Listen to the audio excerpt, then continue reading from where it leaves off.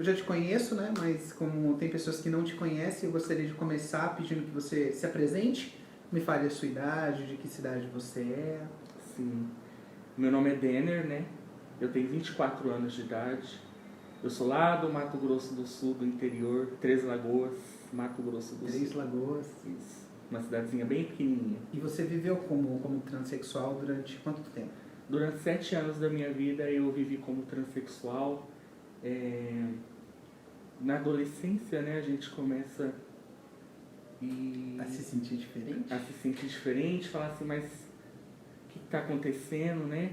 Apesar de que na infância eu já tinha os pensamentos bem peculiares, assim, eu falava, mas meu Deus, meu pai vai me matar se eu for assim.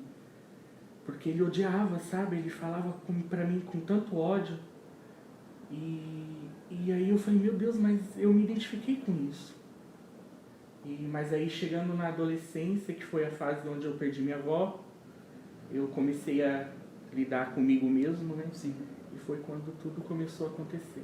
E com quem que você achou que poderia haver essa mudança, essa transformação? Qual foram as suas referências?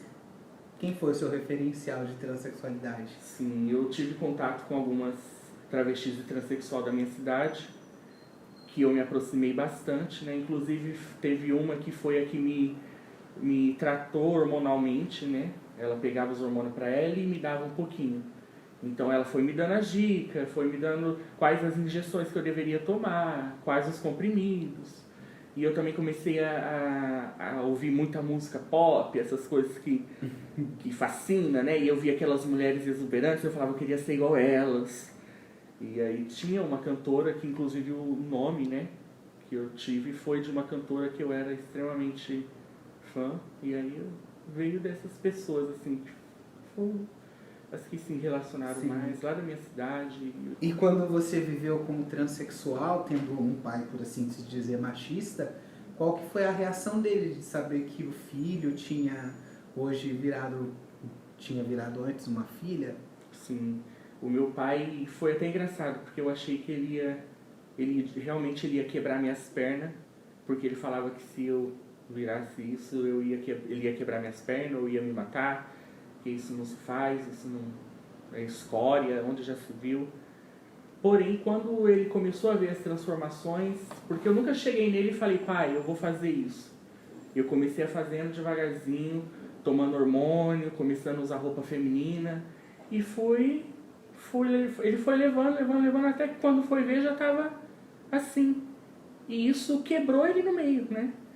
Porque assim, ele começou a ver que aquelas pessoas o qual ele julgava tanto, era uma pessoa como qualquer outra que precisava ser amada, que precisava ser respeitada, que precisava de carinho, de suporte, e que quem faz a obra é o Senhor, né? E ele te deu tudo isso? Não, no começo não, foi bem difícil. Ele fingia que nada acontecia, sabe? Sim. E dentro de casa eu fui tratado como um homem, né? Lá fora todo Mesmo mundo na me identidade respeitava. feminina. Isso, lá fora todo mundo me respeitava, mas dentro de casa era tratado como um homem. Isso te incomodava?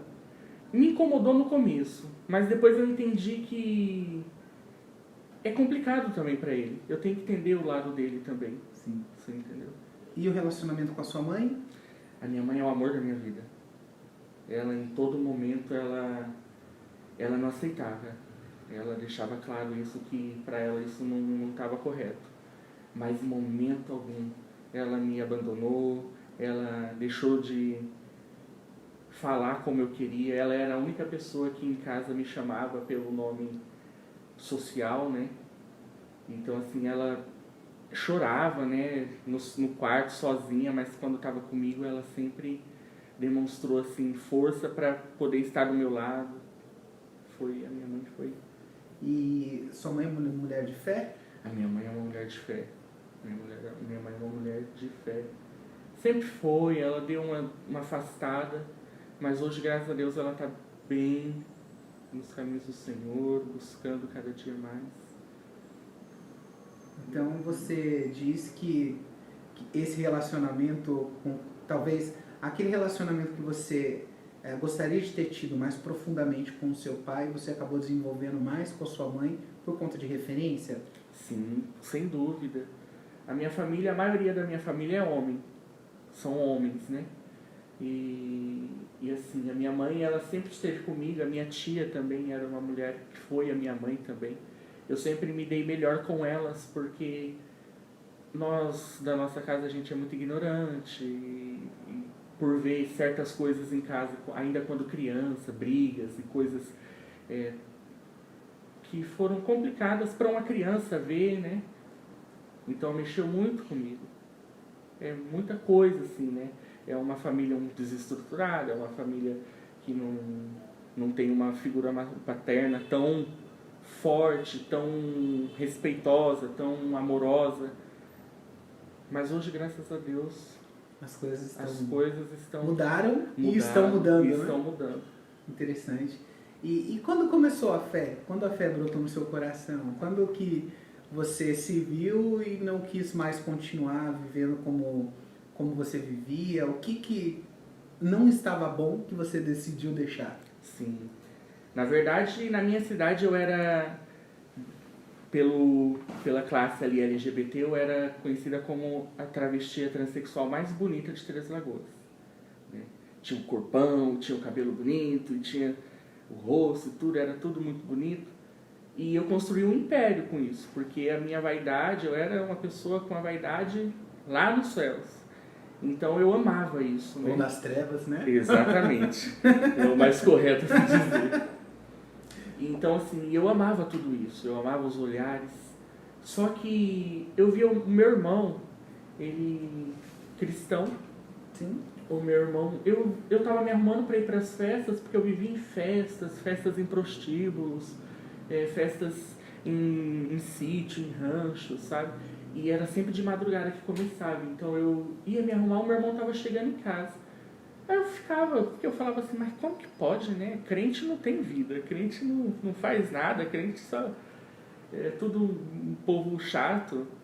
Mas o que acontece? O meu irmão, uma vez, ele veio falar comigo e ele veio falando, ó, se você não aceitar Jesus, você vai pro inferno.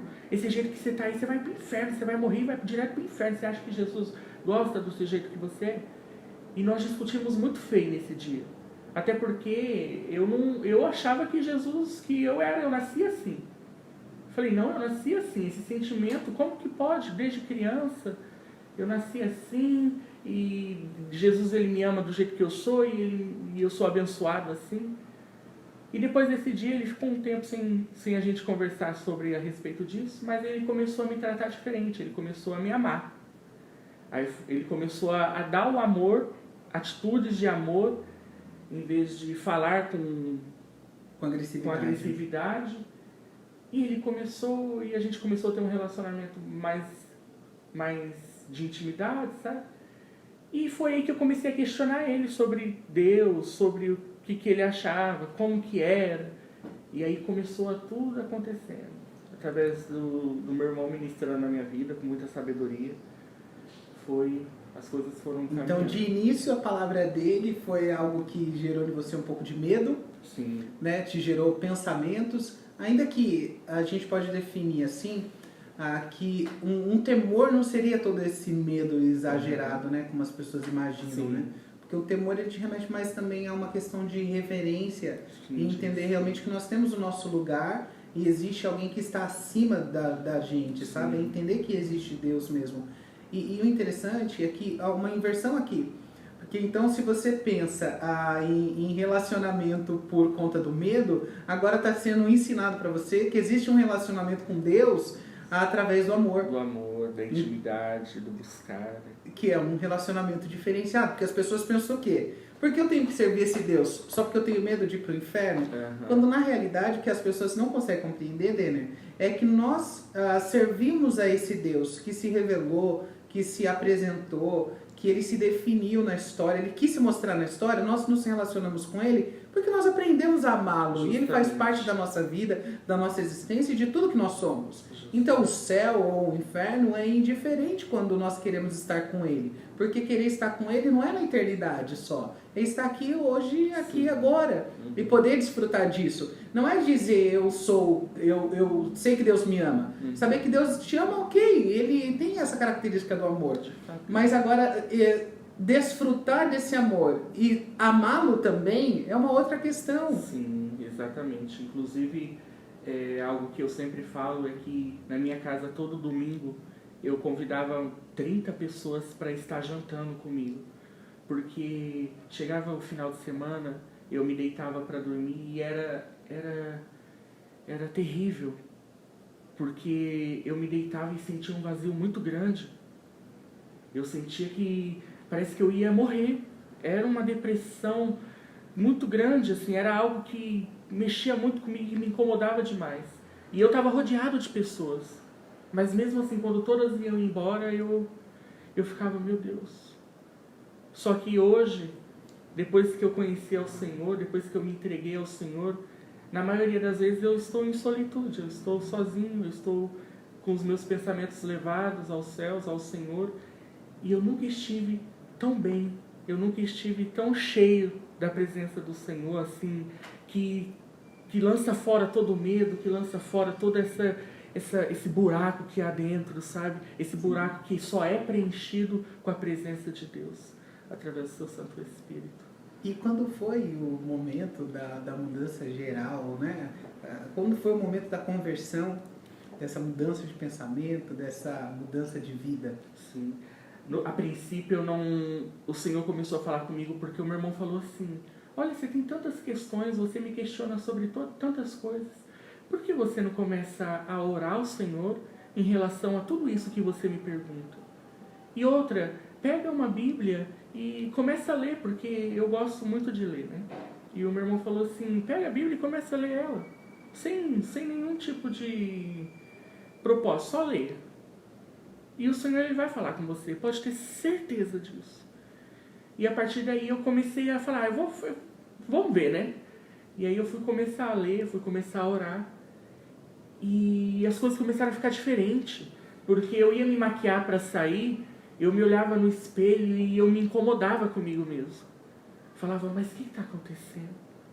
Lá dentro de mim algo falava assim, por que você está fazendo isso? Não é isso que eu tenho para você. Mas eu tentava de todas as formas não ouvir. Porque eu sabia que aquilo ia ser muito forte e ia doer demais.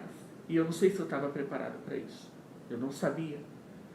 Mas, a partir do momento que você conhece a verdade, a partir do momento que ele se apresenta e que você conhece esse amor, que você vai sentindo esse amor cada vez maior, eu falei, não, eu não posso dar as costas para isso.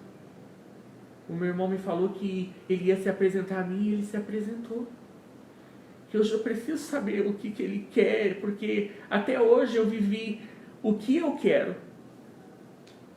Mas eu não estou aqui para viver o que eu quero para mim. Eu estou aqui para ser servo, eu estou aqui para ser amado, para ser filho, não só uma criatura, sabe? E as coisas foram mudando, eu fui parando, foi me incomodando as minhas maquiagens, foi me incomodando o meu cabelo, foi me incomodando as minhas roupas. E eu fui mudando, de pouquinho em pouquinho, não foi nada drástico comigo. Sim. Foi um processo... Quanto tempo demorou esse processo? Esse processo durou em torno de uns 8 a 10 vezes. Que eu parei de me maquiar. Primeiro, antes de tudo, eu cheguei nos meus amigos. Eu cheguei na minha família, em cada um deles, falei, vai acontecer assim. Eu vivi a vida inteira assim, mas hoje eu estou conhecendo o Senhor. Ele tem falado comigo. Eu não sei se você acredita ou se você deixa de acreditar, mas eu estou conhecendo o Senhor e eu vou mudar. Daqui uns tempos você vai começar a ver eu com o rosto diferente, com cabelo diferente, com roupa diferente. E não se assuste, porque eu entreguei a minha vida para o Senhor. Falei isso para minha família e foi um baque para todo mundo. Para os meus amigos também, homossexuais, eles ficaram muito surpresos. Eles ficaram chocados, né? Uns não concordaram, mas muitos falaram assim, você faz o que você achar melhor. Então foi aí que começou, aí eu comecei a parar de usar maquiagem, comecei a usar roupa mais masculinas. E a última coisa que eu fiz foi cortar o meu cabelo. foi cortar o cabelo. Inclusive foi pastor da minha igreja no salão, foi uma galera boa para orar por mim e estar comigo naquele momento. Legal. E agora você está indo pro, vamos dizer assim, né?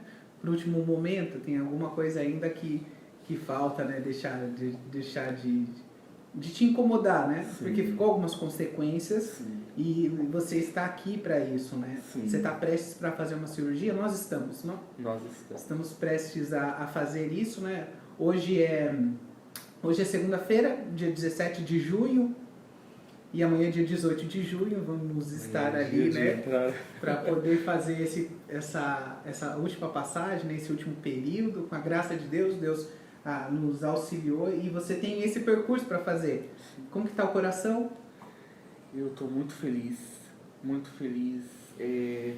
Eu entreguei tudo para o Senhor, né? Falei, Deus, a minha vida é do Senhor, eu não tenho condições, eu não sei como é que vai ser, mas eu sei que o Senhor é quem está comigo, é o Senhor que vai à frente. Então, assim, eu fiquei muito feliz quando surgiu, né? Porque foi através de uma amiga minha porque ela sabia que me incomodava muito, né? Por conta da questão do tratamento hormonal, foi desenvolvido um seio em mim. Uhum. E me incomodava muito, até porque eu gosto muito de fazer exercício físico e eu fiz de tudo para tentar voltar ao corpo mais masculino possível, Uhum. né?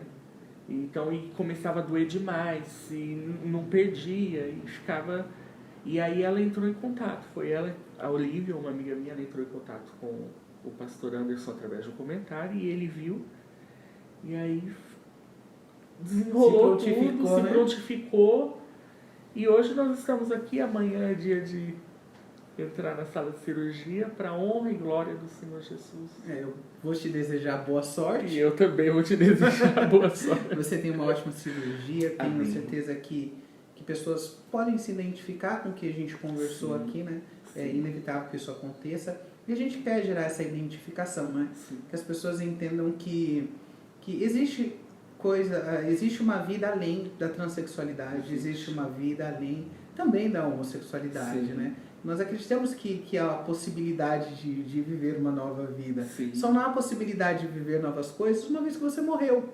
Se morreu, não há essa possibilidade, mas hoje a gente encontra essa força, né?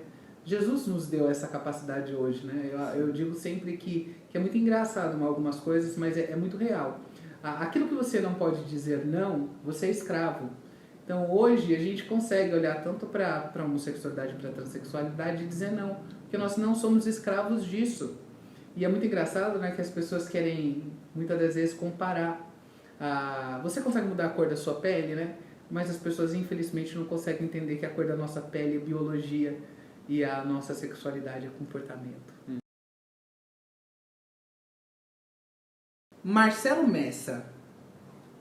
Eu sei, né, o seu nome, sei da sua história, sei de tudo que você viveu, tem vivido, né? E vai viver, eu acredito que vou participar disso também. Sim. Mas então, eu queria que você se apresentasse, falasse o seu nome, a sua idade, a sua cidade, para que as pessoas possam te conhecer também.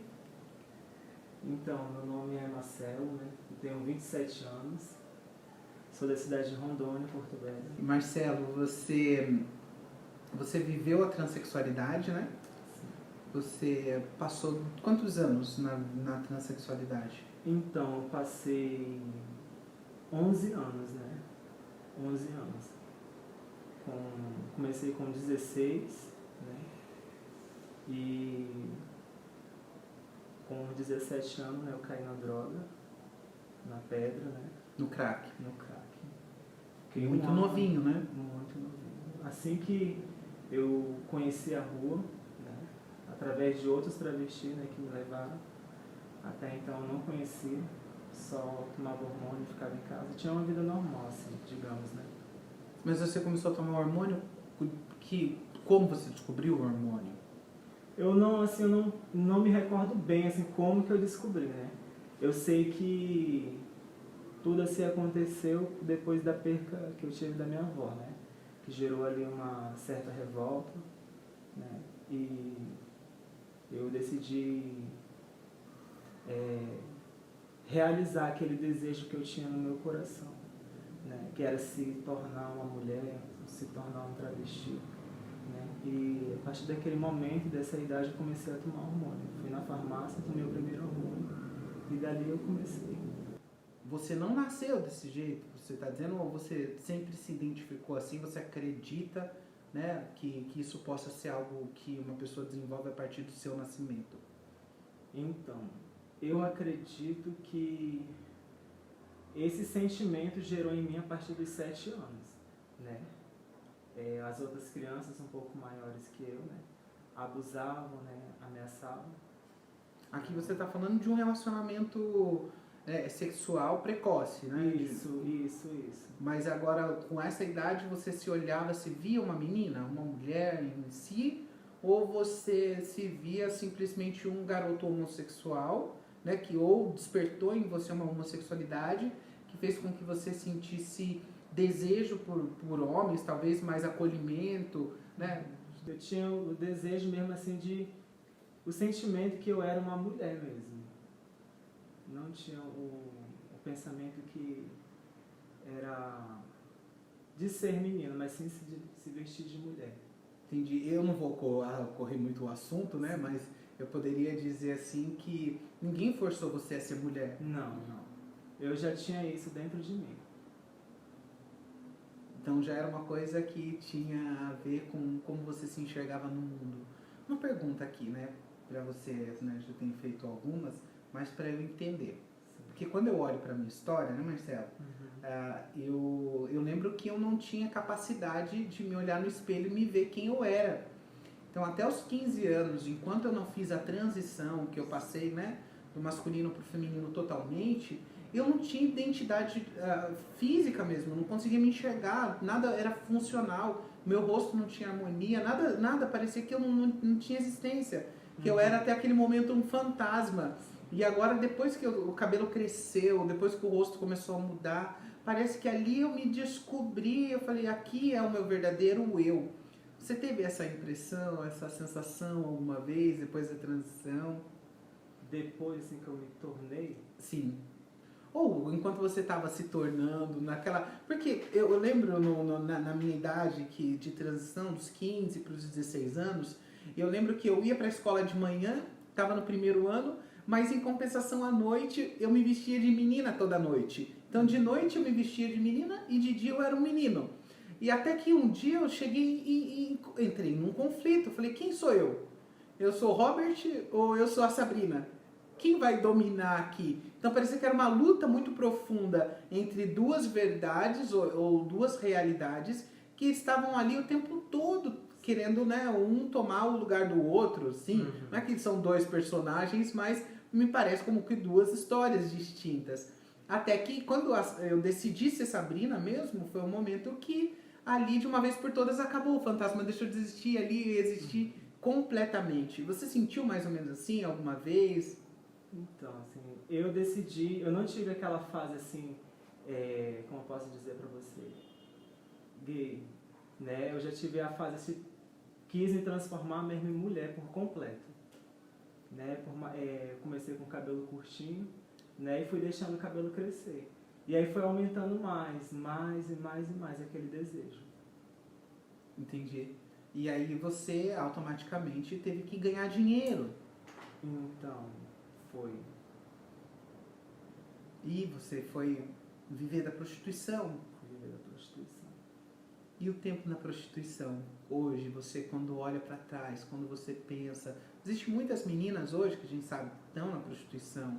Quando você olha para tudo isso, se você pudesse dar um conselho ou você pudesse servir hoje de exemplo para as meninas que vivem na prostituição e sofrem com isso, você diria... O que eu diria porque assim, muitos, né, que se encontram nessa vida de homossexualidade, muitos deles têm esse desejo de servir ao Senhor, né? Mas eles têm um medo, e era esse medo que eu tinha também. Mas quando que essa fé brotou no seu coração? de que forma ela chegou, né? Ao fazer de uma forma que você já não quis mais viver do mesmo jeito. Então, né, eu costumo dizer em todos os lugares que o Senhor me dá a oportunidade, né, para me ir e compartilhar esse testemunho, né,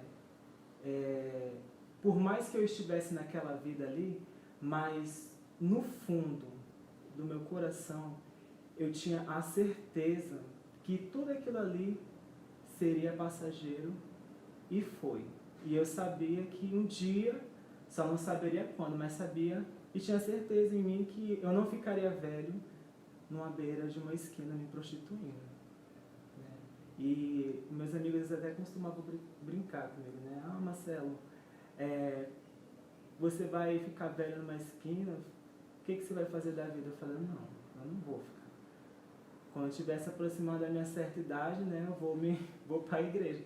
Aí elas até falaram assim, mas você vai ser pastor? Eu falei, se assim for a vontade do Senhor, sim. Eu fico pensativo, né? Porque as pessoas não conseguem chegar a esse entendimento, né, Marcelo, de que a profissão de fé requer também muito esforço da gente. Requereu tudo de você. Sim. Requereu você deixar todos esses 11 anos para trás. 11 anos. E entender, Marcelo, eu penso que a gente só deixa para trás o que não está bom. Verdade. Sabe aquele ditado popular, o time que ganha não se mexe? Então, se você mexeu num time que não estava ganhando, é porque esse time não era bom.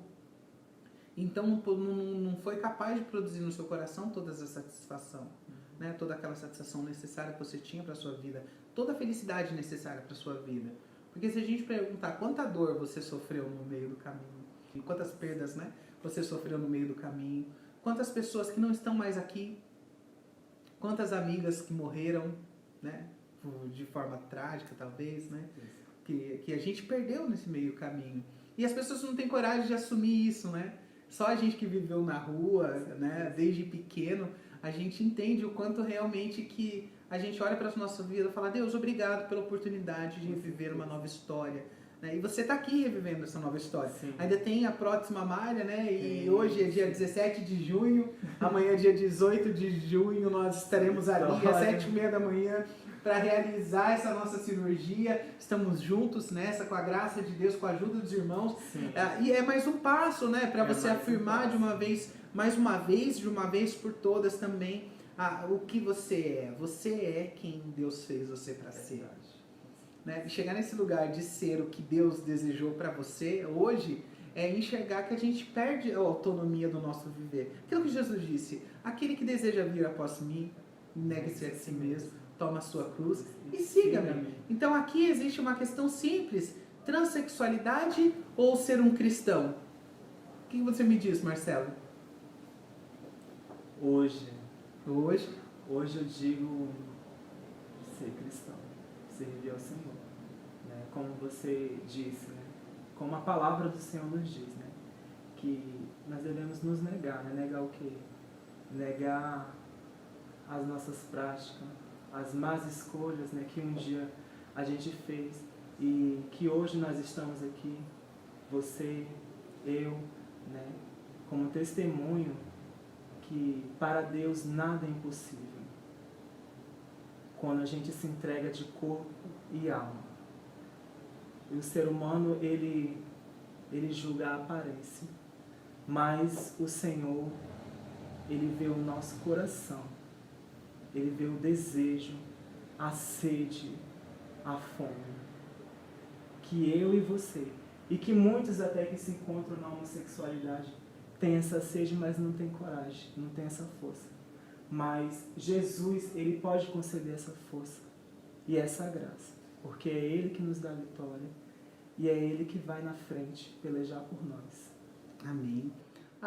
As pessoas pensam, né, que foi feita uma lavagem cerebral, colocaram quase que uma arma na nossa cabeça. A arma que as pessoas acham que colocaram na nossa cabeça é o inferno. Né? Então eles colocam que o inferno é como o terror que rouba a nossa psique, né, a nossa forma de pensar. Então coloca um medo na gente, que a gente abre mão de tudo isso por conta desse medo dentro do coração.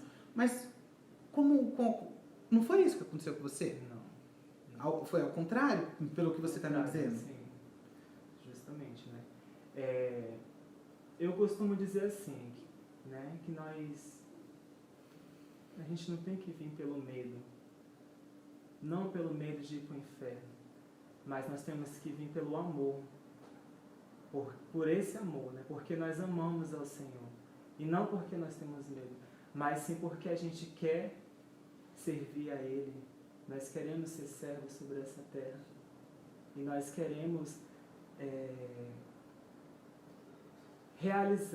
queremos permitir que o Senhor adentre sobre os nossos corações e realize tudo aquilo que Ele tem projetado, né? Que nós não sabemos, mas que somente Ele sabe. Marcelo, e como foi o dia da conversão? Como aconteceu? Cara, foi tremendo, né? Porque eu passei 3 anos me preparando para me converter, sabe? Sempre aparecia alguma coisa, uma viagem, nunca dava certo, né? E a última viagem que eu fiz foi para Uberaba, né, para juntar o dinheiro para me fazer a cirurgia. Só que eu não consegui juntar o dinheiro completo. Eu voltei para minha cidade natal, Porto Velho. E aí eu fui na casa de uma tia minha, né? E lá me deu vontade de fazer uma visita em outra tia minha, né? E eu cheguei lá e nós começamos a conversar. E eu falei com ela assim, tia, vamos cantar um hino da harpa? E ali ela pegou a harpa, né, e nós começamos a cantar. E a partir daquele momento ali, eu creio e tenho fé que o Senhor já tinha preparado aquele momento ali. E nós começamos a cantar e eu comecei a me derramar. Porque eu já estava cansado de tudo. A vida cansa? Sim. Sem Cristo, sim. Cansa. Porque é uma vida passageira. É uma vida que muitas das vezes eu saía à noite e não sabia se eu iria voltar. Mas o Senhor, com sua misericórdia e graça, sempre me concedeu livramento, sempre me protegeu. Então, a partir daquele momento que eu estive ali com a minha tia, eu perguntei para ela se eu poderia fazer uma visita, porque eu já tinha ido em outros ministérios, Robert. E, tipo assim, eu fui tipo meio que rejeitado. Não vieram perguntar para mim, assim, se eu queria uma ajuda, se eu queria aceitar Jesus, porque eu ia na Paz Igreja com essa esperança. Alguém vai me chamar e perguntar se eu quero uma ajuda, né? Mas não surgiu essa oportunidade. Então eu conversei com a minha tia, perguntei para ela se eu podia fazer uma visita no ministério em que ela congrega, sem compromisso. E dali eu fui umas 4 vezes vestido de mulher. E dentre essas 4 vezes que eu ia indo, o Senhor ia ministrando cada vez mais forte no meu coração. Foi 4 semanas. Eu ia para a igreja e ia para a rua. Só que quando eu chegava na avenida, não era mais aquele, sabe, não tinha mais aquela vontade que eu tinha de ficar, saía cedo de casa, ficava até as 5 da manhã, já era diferente. Quando dava 8 horas, cara, me dava uma dor de cabeça tremenda, meus olhos latejavam muito, tipo assim, creio eu que ali o Senhor já estava falando comigo, falando, vai embora daqui porque eu não te quero mais aqui, já chega, né? E no 4º dia que eu fui, o pastor perguntou quem queria aceitar Jesus, né? E eu olhei para minha tia, eu falei, tia, é hoje, né? Aí ela só balançou a cabeça assim, falou que sim. E eu peguei e fui lá diante do altar do Senhor, me prostrei de joelho e aceitei Jesus como o único e legítimo Salvador. Mas quando eu voltei para casa, passei uma batalha tremenda dentro do meu quarto, só eu e Deus. Eu encostei a porta do meu quarto, sentei na cama, era exatamente umas 5 horas da tarde, e eu falei, Espírito Santo, eu te convido nesse momento para o Senhor sentar comigo aqui sobre essa cama. E comecei a conversar com Deus, né? falar, Senhor, eu não tenho força, mas se o Senhor realmente tem um plano sobre a minha vida, se o Senhor tem um mover sobre a minha vida, eu peço que o Senhor me conceda essa força, essa graça para me tomar a atitude para eu mudar a minha vida, para o Senhor mudar a minha vida e para o Senhor adentrar dentro do meu coração e fazer de mim tua morada e mudar tudo, tirar tudo que te desagrada. E naquele momento ali eu confesso que foi tremendo, porque me deu uma força, me deu uma sede, me deu assim um nojo de tudo que eu já tinha vivido, que eu vivi, o que eu passei, as cirurgias que eu tinha feito, sabe? Aquilo foi me enojando, eu fiquei agoniado, procurando alguma coisa para me cortar meu cabelo. Tentei passar a máquina não passava. Né? Eu abri a porta do meu quarto, saí correndo, falei, mãe, eu preciso que a senhora me dê uma tesoura agora. Porque se eu não fazer isso agora, eu não faço nunca mais. Sabe? E do momento que eu cortei meu cabelo ali, foi assim, um alívio. Tipo como se tivesse saído um peso de cima de mim. E eu falei, mãe, liga pra tia agora pra ela cortar meu cabelo. Porque a partir de hoje, eu não sou mais a Natiele. Hoje eu sou o Marcelo Nessa. E o Marcelo reviveu. É emocionante, né? A gente ouvir sobre conversão. Eu acredito que conversão, e aqui é uma crítica minha mesmo, sabe? Sim. Eu acredito que as pessoas têm achado que muitas das vezes nós somos troféus, né, de igreja, né? Mostrando para as pessoas que a nossa conversão ou a nossa vida gera tanto impacto assim. Mas as pessoas deveriam entender que o que tem que gerar impacto na vida das pessoas é a conversão de qualquer tipo de pessoa, porque o sacrifício da cruz é o mesmo, o resgate é o mesmo, o sangue investido é o mesmo, então não é um potencial maior a nossa conversão. Sim. O potencial maior da nossa conversão é o momento de oposição que a gente está fazendo hoje contra a mentira que foi colocada, que a transexualidade e a homossexualidade é imutável. Isso é uma mentira, é mutável, pode mudar, é comportamental, isso pode ser alterado. Então, diante disso, diante da nossa sociedade hoje, sim, é um milagre, é uma grandeza. Mas diante do sacrifício de Jesus, isso é para todas as pessoas, o sacrifício é o mesmo, o sangue é o mesmo. Então a igreja ainda está achando que os seus pecadinhos morais, né, aquelas coisas embutidas dentro dos irmãos, não é tão grave, né, diante daquilo que talvez nós vivemos. Mas eles estão talvez muito equivocados, não estão entendendo que por conta de uma ofensa o pecado entrou no mundo. Quanto mais ainda não entrará a graça a partir do sacrifício de Jesus. Mas é para todos. Então, Marcelo, amanhã é o nosso dia. Quero dizer para você que você tenha uma ótima cirurgia, que Deus abençoe, enche você de saúde, de capacidade. E depois a gente vai conversar mais um pouquinho, né, com vocês. A gente vai para o pós-operatório depois. Então hoje, anterior ao dia da cirurgia, desejo a você a melhor cirurgia do mundo. Que Deus abençoe você, que o Senhor esteja conosco, em nome de Jesus. Amém. Deus abençoe. Hola, buenas noches. Mi nombre es Robert Goicochea. Tengo 36 años y soy del país de Perú. Y bueno, quiero contarte un poco de mi testimonio. Yo viví una vida de transexualismo por 20 años en mi vida. 20 años que viví atrapado, esclavizado en esa vida. ¿Y por qué te digo esclavo? Porque la persona que vive en esa vida no puede salir por sus propias fuerzas. Solamente cuando conocí a Cristo fue la única forma que yo pude escapar de esa vida. Cada vez que yo siempre crecía, siempre me preguntaba por qué yo había nacido así, o por qué tenía que yo sentir esas cosas. Mas cuando ni un psicólogo, ni aún mi madre, ni aún las personas de mi alrededor me podían responder, más solamente cuando encontré a Cristo, Él me hizo responder que todo es a causa del pecado del hombre, a causa como se aleja el hombre de Dios, vienen todas las consecuencias. Y es por eso que yo tomé la decisión, porque el homosexualismo no se nace, sino que el homosexualismo es una decisión que en el transcurso de tu vida tú lo tomas. Y es la decisión que yo tomé por 20 años de mi vida. Yo a los 16 años, yo ya empecé a hormonear mi cuerpo y estaba completamente transformado como una chica.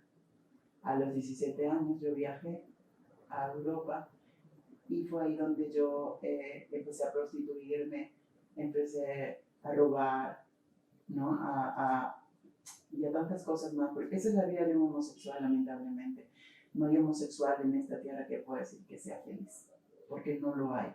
No hay homosexual feliz, porque es lo que le espera al homosexual en la calle, la prostitución, la delincuencia, la droga y todo ello. Es una vida de dolor, una vida de sufrimiento, que solamente pasa en el homosexual. No hay lesbiana que sea feliz.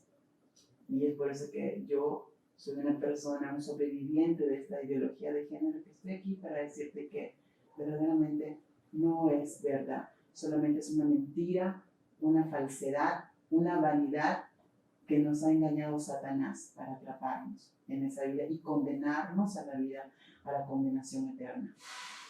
Pero Cristo vino a este mundo para darnos vida y vida en abundancia, dice su palabra. Viví casado 10 años con un hombre. 10 años estuve casado con un hombre criando 2 niños que llegaron a decirme mamá. Y cuando pensé que yo lo tenía todo, y cuando pensé que verdaderamente había alcanzado lo que siempre había querido, fue allí donde llegó Cristo a mi vida. Fue mi hermana menor que había quedado en Perú, la que ella había conocido a Cristo. Y un día cuando yo regresé a Perú, ella me enfrentó con la palabra diciéndome que solamente varón y hembra había hecho Dios y que si yo no me arrepentía de esa vida, me esperaba la condenación eterna.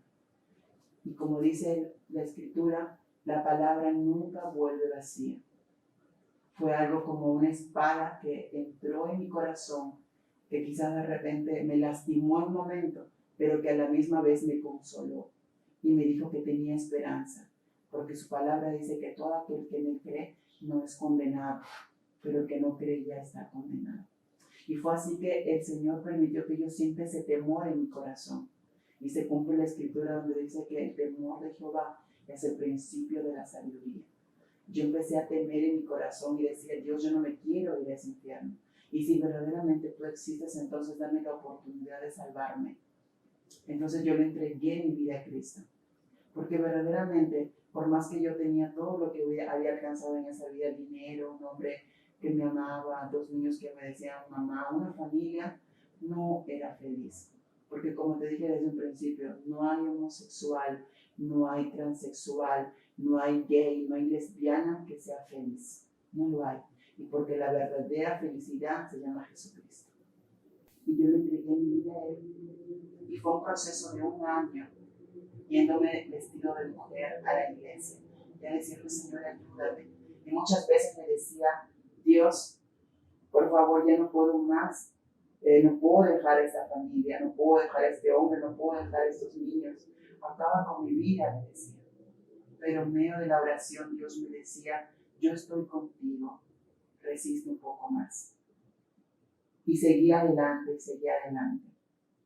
hasta que llegó un momento en que yo pude sentir la fuerza que viene dentro de tu corazón, que me hacía sentir que ya estaba preparado y me decía, ya es hora de partir, es hora de dejar toda esta vida de la que tú quieres escapar. Porque por eso su palabra dice, clama a mí y yo te responderé. Dios no es deudor de nadie. Aquel que le ha entregado su vida a Cristo, aquel que cree en Jesús, Él nunca te avergonzará. Yo le creí y yo fui respondido porque yo pude dejar mi vida. Pude dejar mi vida 20 años viviendo en el homosexualismo. Solamente Jesús es la medicina para el alma del hombre. Y fue así que Dios me dio la fuerza y la capacidad para poder dejar esa vida, haciéndome reconocer que yo era pecador delante de Él, pero que su palabra dice que aquel que confesare su pecado, Él es fiel y justo para perdonarnos y limpiarnos de toda maldad. Y yo le creí. Y Él me hizo libre. Un 31 de mayo del 2016, yo regresé dejando toda mi vida, dejando a ese hombre, dejando a esos niños y sin mirar atrás. Y empecé a mirar adelante porque sabía que Jesús tenía algo mejor para mí. Y es así que hoy tengo 3 años por la misericordia de Dios que estoy caminando con Él y pude entender por qué Él me llamó, para ser su testigo, para ser su discípulo, para poder decirle y predicarle al mundo con mi propia vida que hay un Cristo que cambia, que hay un Cristo que transforma, que hay un Cristo que te da la verdadera vida. No la vida que solamente puedes decir que hay en el cielo, sino la vida que comienza aquí, hermano. Y yo sé que también quiere hacer lo mismo con tu vida. Yo sé que Él también quiere hacer algo con tu vida. Y aunque lo que tú estás pensando, lo que el enemigo te está engañando en esa mente y te dice que no puedes, solamente cree y veas la gloria de Dios. Y hoy estoy aquí una vez más para glorificar el nombre de Cristo. Tengo, como lo ves, las prótesis todavía que no me las pude sacar porque no tenía el medio suficiente para poder hacerlo. Pero me da para mi Señor, me da para mi pan de cada día, no me quejo. Y soy feliz. Quizás antes habré tenido una mesa repleta de todo lo que yo quería, viajes y mundo y todo. Pero ahora puedo comer un pan y puedo decir que soy feliz. Porque el día que me muera, me voy con Cristo. Y eso es lo que no te da el enemigo. El enemigo te puede dar todo lo que tú quieras, pero te va a cobrar un precio muy alto, que es tu alma en el infierno. Pero solamente la palabra dice: aquel que tiene vida tiene esperanza de salir. Y tú tienes vida. Salva tu vida ahora, como Él nos salvó a nosotros. Hoy estoy aquí porque Dios una vez más halle gracia en Él, por la vida del hermano Robert, Diego y Paula y el pastor Anderson, que me ayudaron, y estoy aquí porque mañana me voy a operar junto a mis hermanos. Ellos están haciendo posible todo esto con otros hermanos y verdaderamente puedo ver el amor y la misericordia de Dios a través de la vida de ellos que nos ayudan. Así que tú que estás escuchando este testimonio, no es una mentira, no es un cuento, es real, porque todos los que estamos aquí somos un milagro de Dios. Somos testimonios vivientes de que hay un Dios que cambia y transforma al hombre. Y yo te quiero invitar a ti, querido amigo, que tú también le entregues tu vida a Cristo y le creas que Él puede hacer una vida nueva en ti. Porque todo aquel que esté en Cristo, nueva criatura es, y las cosas viejas pasaron, y aquí son hechas nuevas. Que Dios te bendiga.